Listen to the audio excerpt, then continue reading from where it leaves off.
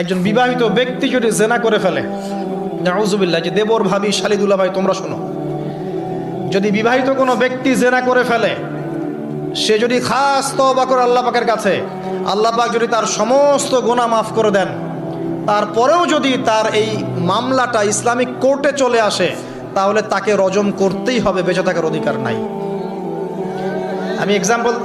আমি দলিল দিচ্ছি, শোনেন। নবী সাল্লাল্লাহু আলাইহি ওয়াসাল্লামের একজন সাহাবী, মহিলা সাহাবী, তিনি পাপ করে ফেলেছেন। কি করেছেন? জেনা করে ফেলেছেন। বিবাহিত ব্যক্তি ছিলেন।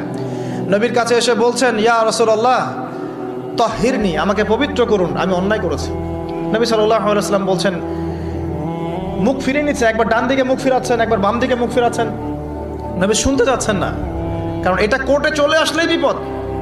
নবীজি বলছেন, বাসায় যাও, বাসায় যাও, তওবা করো, আল্লাহর কাছে তওবা করো, আল্লাহ মাফ করে দিবে। বাসায় চলে যাও, বাসায় চলে যাও, তওবা করো, আল্লাহ মাফ করে দিবে। সে মহিলা বলছে, না ইয়া রাসূলুল্লাহ, আমি অনেক বড় অন্যায় করেছি, আমাকে পবিত্র করুন।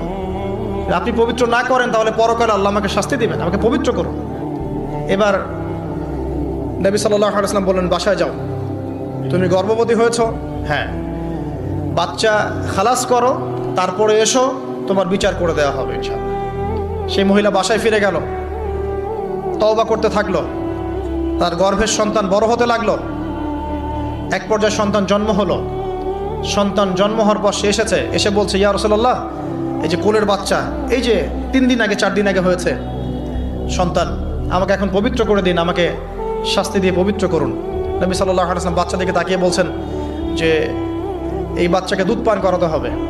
এবার তিনি নবী সাল্লাল্লাহু আলাইহি ওয়াসাল্লামকে বলছেন, ইয়া রাসূলুল্লাহ, এই যে আমার বাচ্চা এখন রুটি খেতে পারে, আমাকে এখন পবিত্র করুন।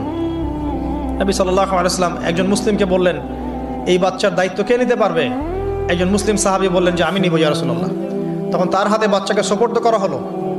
বাচ্চাকে সোপর্দ করার পর এই মহিলাকে নিয়ে যাওয়া হচ্ছে এবং সাহাবীকে বলা হলো, অন্যান্য সাহাবীদেরকে বলা হলো, তোমরা এই মহিলাকে নিয়ে যাও, নিয়ে গিয়ে রজম করো, অর্ধেক মাটিতে পুঁতে ফেলে পাথর নিক্ষেপ করে হত্যা করো। এবার সাহাবীরা এই কাজ করছেন। খালিদ বিন ওয়ালিদ রাদিয়াল্লাহু আনহু